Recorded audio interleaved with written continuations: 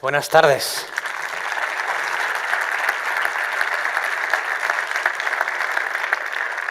Primero de todo, muchísimas gracias por estar aquí y aguantar toda la mañana hasta la última ponencia.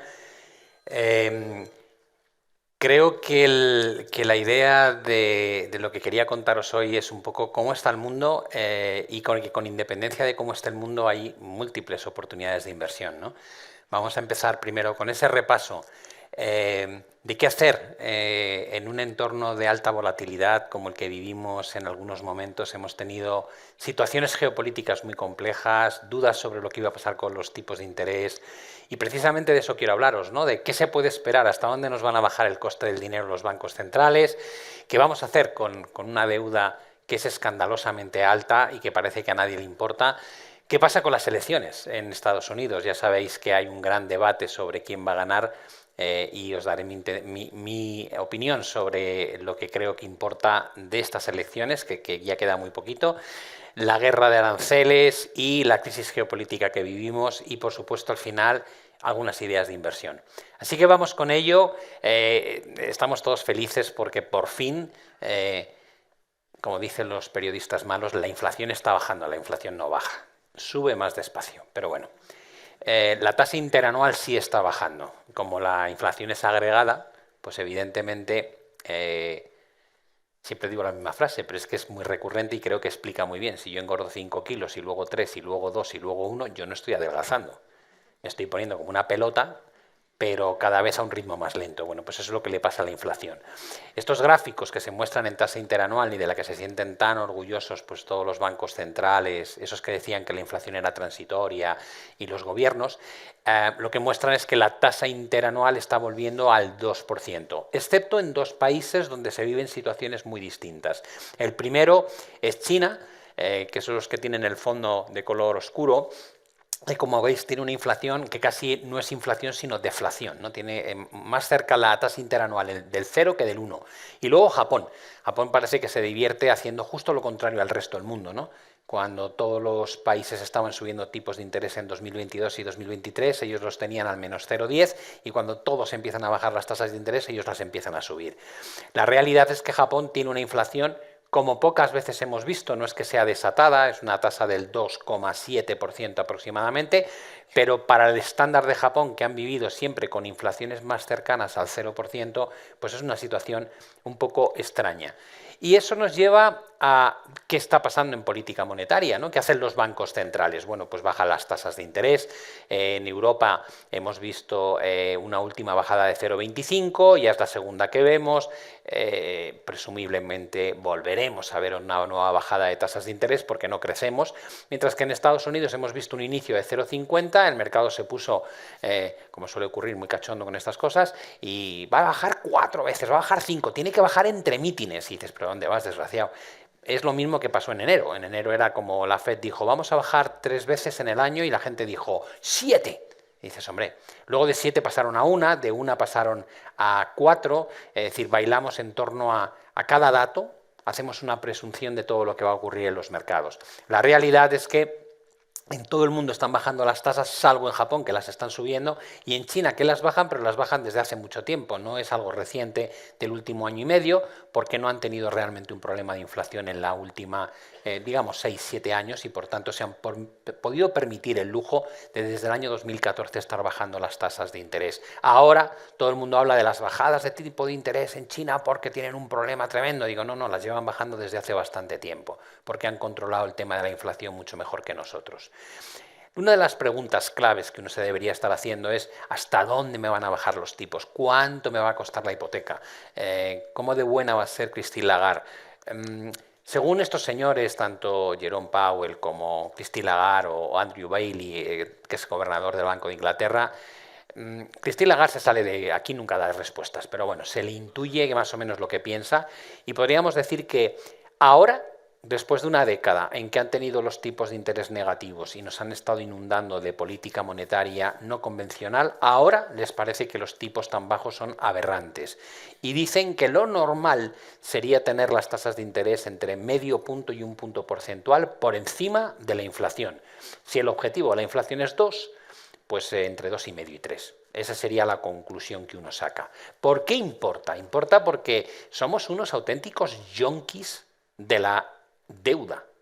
Nos endeudamos como si no hubiese un mañana.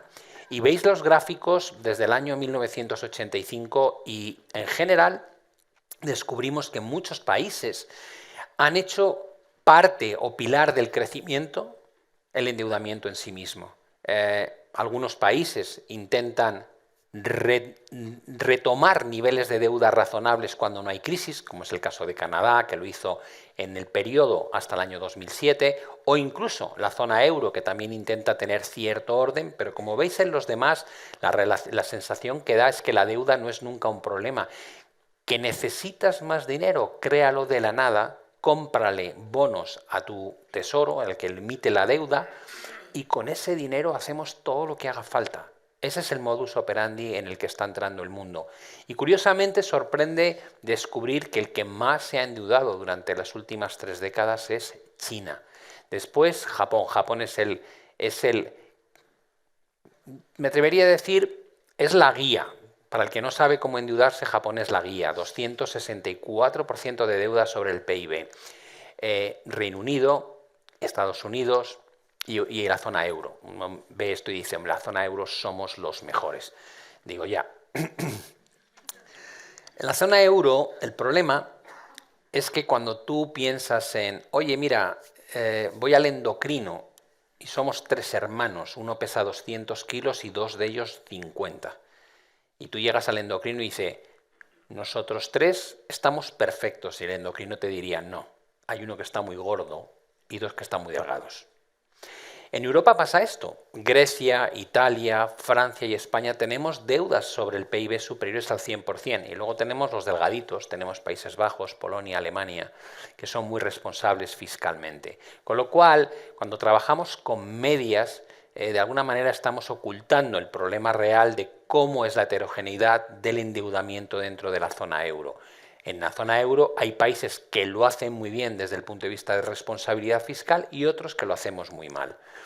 Lo que importa es en términos agregados. Cuando miramos estos gráficos, el de las columnas de color azul oscuro, veis que la deuda agregada ha alcanzado la cifra de más de 315 trillones de dólares, billones europeos, y que no ha dejado de crecer prácticamente durante los últimos 8 o 9 años. Y eso representa aproximadamente un 335% del PIB según los cálculos del Fondo Monetario Internacional. Endeudarse es traer bienestar futuro al presente, así de sencillo. Yo quiero un Porsche y no tengo el dinero. Quiero una casa en Maldivas, no tengo el dinero. Quiero un barco y no tengo el dinero. Y le quiero regalar a mi mujer un diamante y no tengo el dinero. Pido 4 préstamos y me traigo bienestar futuro al presente. ¿Por qué me traigo al presente ese bienestar? Porque a cambio de eso tengo que pagar las cuotas de los préstamos que me van a drenar capacidad de consumo e inversión futura. Por eso digo que es traerte algo al presente. Cuando tú ves cómo evoluciona la deuda en el mundo, la conclusión que a mí me salta es vivimos por encima de nuestras posibilidades en detrimento de generaciones futuras. Nadie quiere poner un final a este problema porque tiene un coste político brutal. A nadie le gusta dirigirse a la población diciendo hay que apretarse el cinturón. Esto no puede seguir así durante mucho más tiempo y evidentemente cuando miramos el gráfico de la derecha descubrimos que los países emergentes creen que nosotros estamos siendo los guías correctos de cómo hay que hacer las cosas, cuando realmente estamos incurriendo en un modelo económico que es un auténtico desastre y que probablemente a la larga, aunque nadie sabe cuándo, nos costará una crisis de caballo. En el caso de Estados Unidos llama la atención porque es la primera potencia económica del mundo y la línea de color azul os muestra el nivel al que se están endeudando. Ya van acercándose a los 36 trillones de dólares. Como veis, viendo esa línea, nadie diría que Estados Unidos hoy crece por encima de su potencial y lo lleva haciendo hace más de año y medio. Es decir, si yo me tomo la medicina porque me encuentro mal y tengo un poco de fiebre, está fenómeno. Yo pido ayuda porque estoy enfermo. Si dentro de 3 eventos de Rankia yo me subo a la palestra y os digo, ¿os acordáis en 2024 que empecé a tomar el antibiótico? No lo he dejado, sigo tomándolo. el mismo antibiótico, además con ibuprofeno y paracetamol cada 8 horas. ¿Cuál es la conclusión? A lo mejor os cortáis, pero la conclusión que tendríais que decirme, Pablo, eres un drogadicto. O sea, eres adicto a la droga.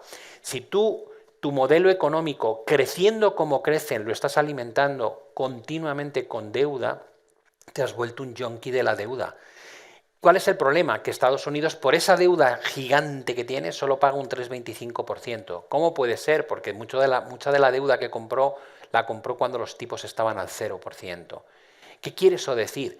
Que las bajadas de la Reserva Federal no le van a ayudar a nada al Tesoro estadounidense. Es decir, si los tipos van a bajar hasta el 2,5-3% y Powell nos dice que los tipos a largo plazo, en esa tabla que nos muestra las reuniones del Banco Central, muestra 2,9 como tipo estable a largo plazo, quiere decir que si tú estás pagando un 3,25 prácticamente no vas a tener ninguna ayuda. Y eso nos ayuda a nosotros a entender este gráfico que es de la Oficina de Presupuestos del Congreso de Estados Unidos y que nos dice que de aquí a 2055 probablemente Estados Unidos tenga una deuda sobre el PIB que alcanzará el 175%.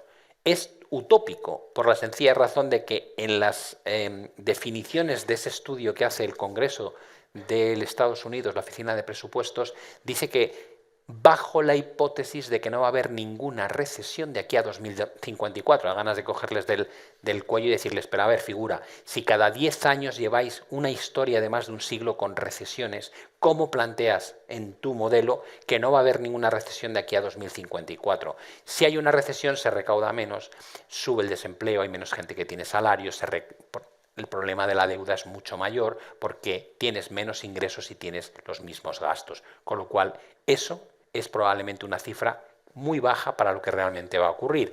Y en el gráfico de arriba se ve cómo se está incrementando el peso de los intereses de la deuda respecto al déficit primario. De alguna manera, lo que pone de manifiesto es que el gráfico de los colorines, las que tienen líneas de colores, lo que nos está indicando es que solo pagar los intereses de la deuda se va a convertir probablemente en una de las dos partidas más importantes a las que se va a destinar el dinero que se recauda vía impuestos. Imaginad que de alguna manera cuando habéis pedido muchos préstamos para el Porsche, para las Maldivas, etcétera, de repente descubres que solo de lo que tienes que pagar de intereses se lleva más de la mitad de tu nómina. Sería un drama. Bueno, pues a eso es a lo que está abocada la economía estadounidense con lo que están haciendo. Y a la derecha, en el gráfico de color azul, veis cómo está subiendo el coste simplemente de ese pago de intereses y los supuestos de cuánto va a representar si no bajan los tipos mucho más y cuánto representaría si bajan los tipos 200 puntos básicos. Tanto si bajan 2% los tipos desde donde están ahora como si no, eso no va a dejar de subir. Ese problema no es subjetivo, es un problema objetivo que está sobre la mesa y la única diferencia es la dimensión del problema. Pero es algo que va a ser una cosa de la que vamos a estar hablando los próximos años. El drama del ejemplo que ponía antes del antibiótico, el paracetamol y el ibuprofeno responde a que además de convertirme en un drogata, cada vez me hace menos efecto. Si habéis tenido la desgracia de tener que tomar una medicina durante mucho tiempo, descubrís que hay un momento en que el cuerpo se adapta a ella y cada vez tiene un efecto menos positivo para tratar la enfermedad. Cuando miramos el gráfico que pone 2008 con el 8 descolgado abajo, ese gráfico es el déficit público en Estados Unidos. ¿Qué quiere decir? Estados Unidos hoy, que crece al 3,2% más o menos el PIB, está gastando más de lo que gastó para sacar a la economía estadounidense de la recesión en el año 2008. Es una pasada. Es como ver un poco, la gente joven no me va a entender, la gente mayor sí, es como ver las carreras de los autos locos. Cuando Pedro de Oyuna por una vez iba a ganar y se paraba a 20 metros de la meta para poner una trampa. Y decías, hombre, no, cruza ya, ¿no? Bueno, pues esto es un poco igual, digo, ya, deja ya de estimularlo, ¿no? Si va como una moto la economía, ¿qué estás haciendo con el gasto fiscal? ¿Cuánto efecto? Dices, mira, en 2008, por cada unidad de deuda casi generaban una unidad de crecimiento. A día de hoy necesitan 4 unidades de deuda para generar una unidad de crecimiento. Eso te da una estimación de hasta qué punto cada vez hace más falta endeudarse para conseguir un efecto mínimamente bueno. Llegará un punto en el que ese incremento de deuda tendrá un efecto placebo, no servirá de nada. Por desgracia, la realidad a la que estamos abocados no solamente afecta a Estados Unidos, sino que cuando miramos las estimaciones de Wall Street Journal de cuánto se va a dedicar solamente al pago de intereses, empezamos a hablar de cantidades de estilo de 2 trillones de dólares a nivel global. Es una cantidad asombrosamente alta. Y luego están las empresas. Las empresas también se han endeudado y tienen que renovar esa deuda. Claro, no es lo mismo cuando te endeudas con tipos al 0% que cuando te tienes que renovar esa deuda con tipos al 3,5, al 4 o al 4,5%. ¿Cuánto se va a renovar en los próximos 12 meses? Unos 2 trillones, en los próximos 2 años unos 4,5 trillones y en 3 años unos 7,3 trillones. Y de ello descubrimos que tanto Estados Unidos como Europa son donde está concentrada la mayor parte de esos préstamos. O dicho de otra manera, las empresas que a día de hoy prácticamente no pagan nada por los préstamos que pidieron durante los años 2019, 2020 y 2021 van a descubrir a lo largo de los próximos 3 años que esos mismos préstamos tienen un tipo de interés más alto, de entre el 3 probablemente y el 5%, y que por tanto drenará recursos, drenará parte de los beneficios que tengan. De aquí llegamos a otra parte que es muy entretenida, que son, yo lo miro todas las mañanas, no sé para qué, pero yo miro todas las mañanas qué tal va la lucha por la Casa Blanca. ¿Por qué creo que no vale de nada? Básicamente porque Kamala Harris, como buena demócrata, lo que pretende es tejer una red social lo más amplia posible para sustentar a todo aquel que tiene poco y bueno, para sustentar todo lo que pueda, ¿no? Como lo vimos con la condonación de los pagos de los estudiantes a las universidades, por ejemplo, que por cierto estuvo genial, generó que las primas para estudiar en Estados Unidos se hayan multiplicado por más de un 1000%. O sea, es una idea buenísima. Habría que decírselo también a nuestro gobierno, decir, cuidado con lo de los 200 euros para el alquiler. Digo, porque vamos, no aprendemos. Pero luego tenemos a Trump, y Trump también se las gasta bien. Trump quiere bajar impuestos, todavía más.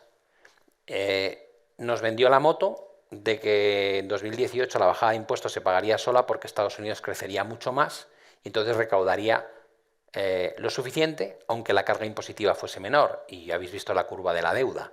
Y dices, ¿tú has visto que la deuda se haya reducido después de la bajada de impuestos? Yo no. Con lo cual, esa tesis tampoco vale.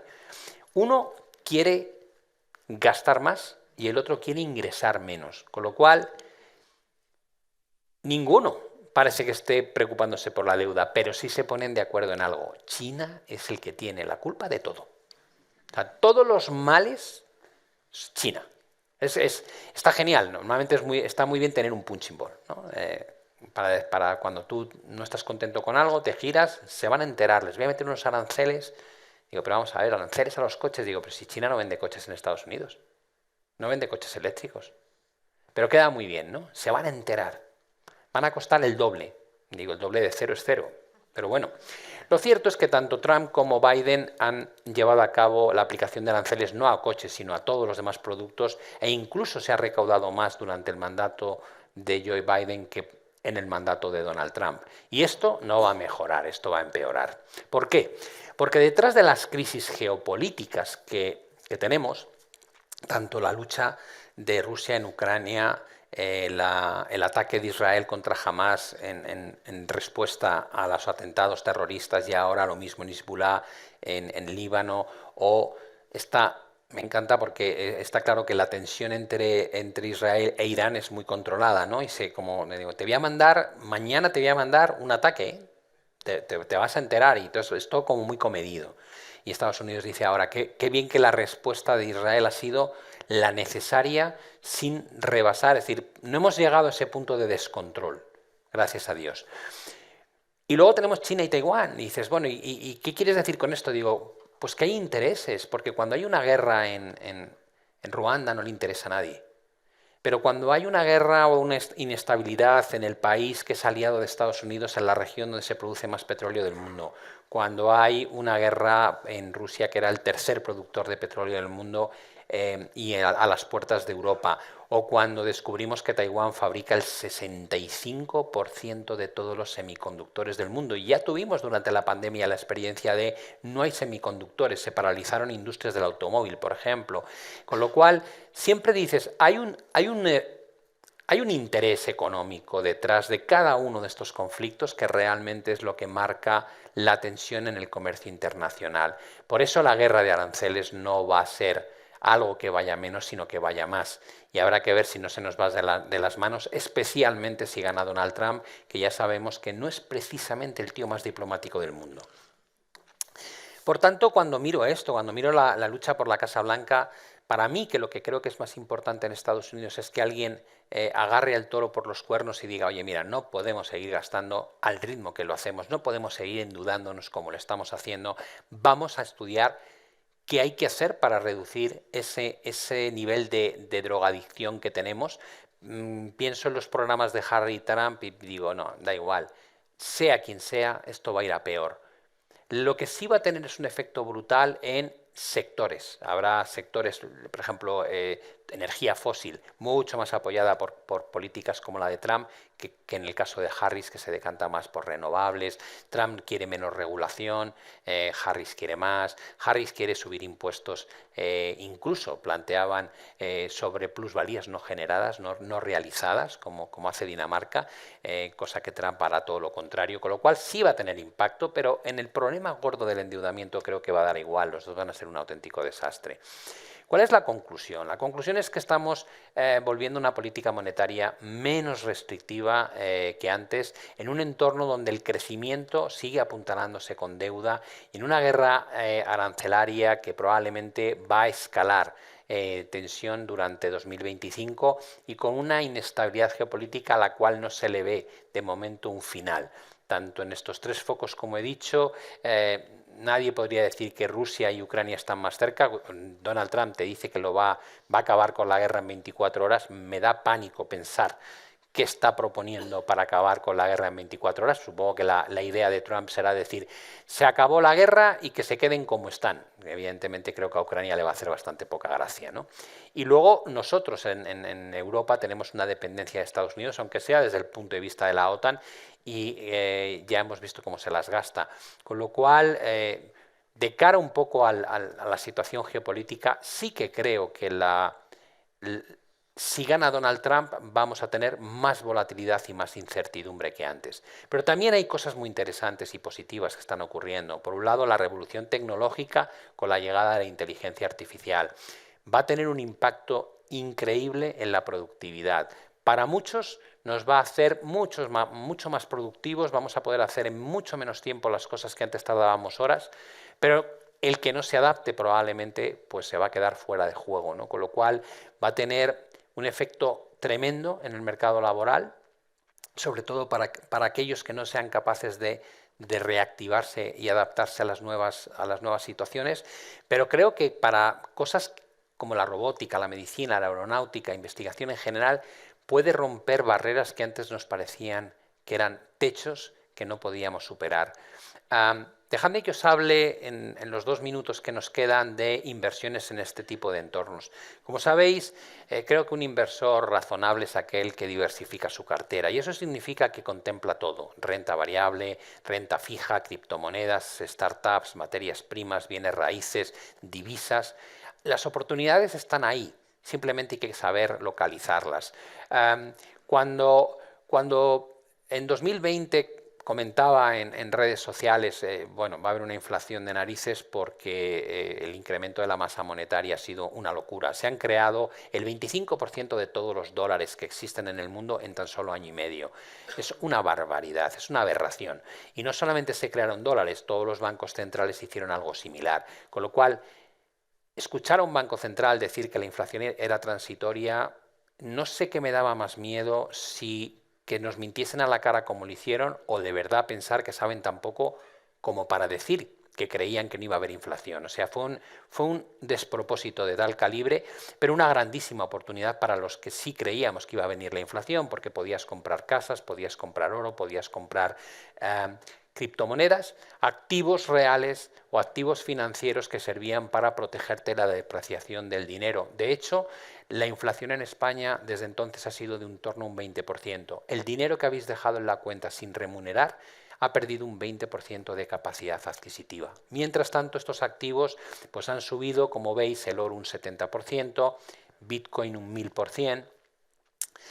La vivienda, que se ha convertido en el gran drama de la población española, ha subido solo un 20%. Dices, hombre, depende, en Madrid, en barrio Salamanca, en El Viso, en Ibiza, digo, sí, hay muchísimo más, claro, pero trabajamos con medias nacionales. Un 20%. En Estados Unidos ha subido un 47%. ¿Vale? Y en otros países más incluso que en Estados Unidos.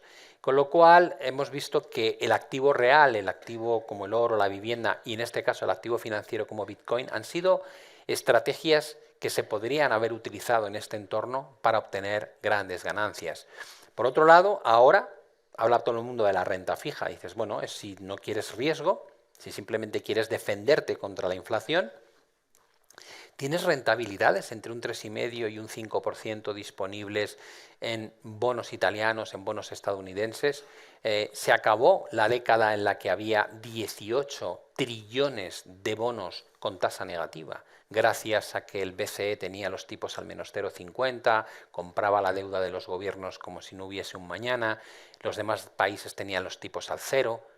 Eso se ha acabado. Ahora hay producto de muy bajo riesgo que ofrece una rentabilidad a vencimiento muy buena para combatir las presiones inflacionistas, no para hacerte rico, evidentemente, pero existe este producto que antes no estaba.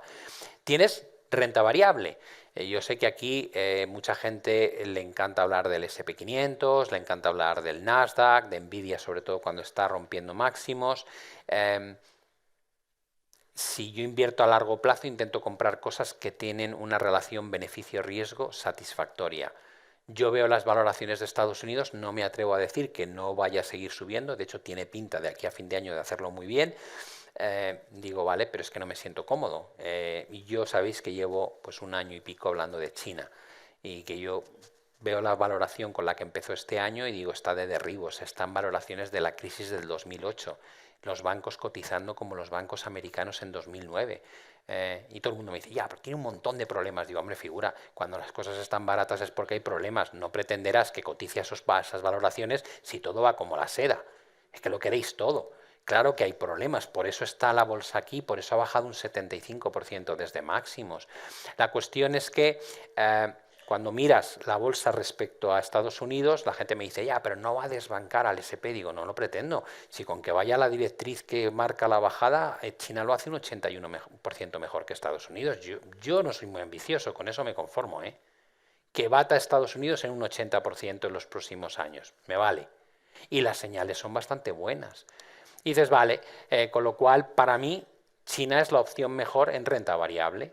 Pero no tengo solo la posición en China, tengo la posición en China, tengo la posición en oro, tengo la posición en plata, tengo la posición en Bitcoin, tengo la posición en alguna otra criptomoneda como Ethereum y Solana, tengo inmobiliario, es decir, no me la juego y como cualquier inversor razonable nunca te la juegas a un solo activo. Temáticas como la IA y la robótica, os diría, interesantísimos, no os voy a dar pistas. No os voy a dar pistas no porque tenga mala leche y me lo quiera guardar para mí. Es que yo en el año 2000 apostaba por la telefonía móvil y aposté por Nokia. Y luego en 2011, que ya me había quitado un poco el peso de qué malo eres, aposté por BlackBerry. En el año 2001 aposté, dije, el mundo Internet, o sea, se va a convertir, el mundo va a ser todo Internet. E Internet va a estar integrado. Yo llamaba por teléfono para poder conectarme a Internet, pero pensé, esto va a cambiar, esto va a ser otra cosa. Y aposté por Cisco. El Cisco era el que fabricaba los routers, tíos. ¿Cómo podía fallar? No ha vuelto todavía a donde cotizaba en 2000. Tuve algunas otras ideas. Yo confiaba en Blockbuster. Tenía el éxito del entretenimiento en casa. Íbamos todos con una tarjetita a sacar el VHS o el beta y luego...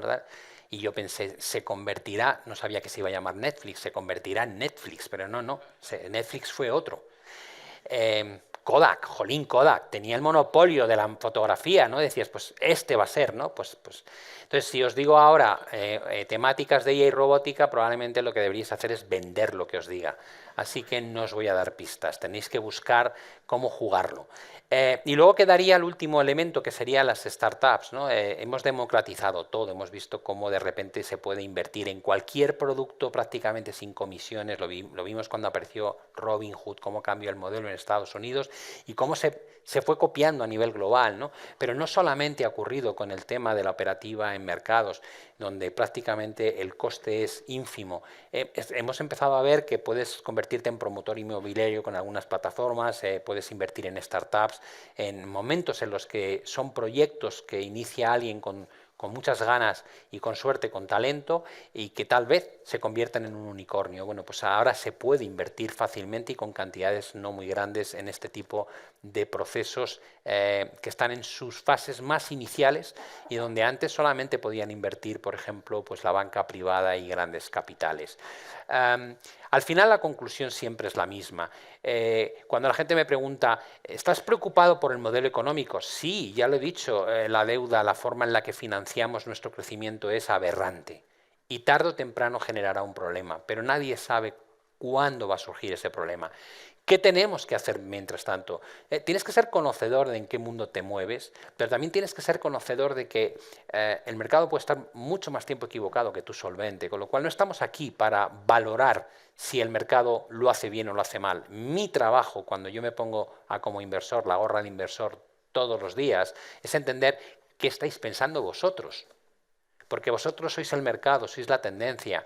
Si estáis eufóricos con Nvidia, Nvidia seguirá subiendo. Si estáis eufóricos con el S&P, seguirá subiendo.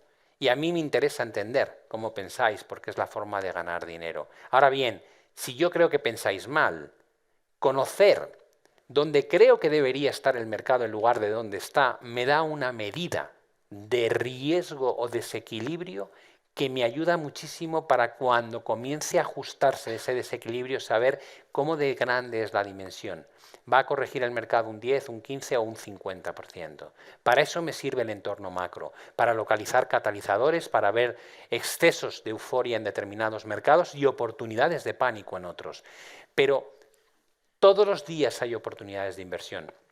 Simplemente tenéis que abrir un poco la mente y no centraros en lo que todo el mundo os cuenta.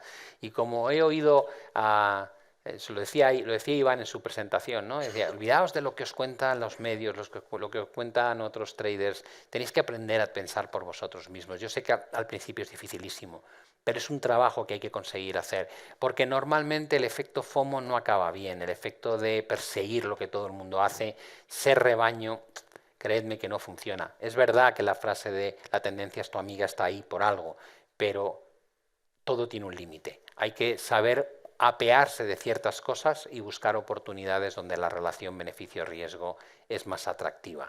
Podéis seguirme en las redes sociales, sé que muchos ya lo hacéis, la newsletter que sabéis que es totalmente gratuita, donde comparto lo que más me interesa cuando se publica todos los jueves, y ahí pues de alguna manera os voy dando el pulso que yo personalmente le tomo al mercado, a la geopolítica y a la economía para tomar mis propias decisiones de inversión. Como siempre ha sido un verdadero placer estar aquí con vosotros, muchísimas gracias. Muchas gracias. Gracias.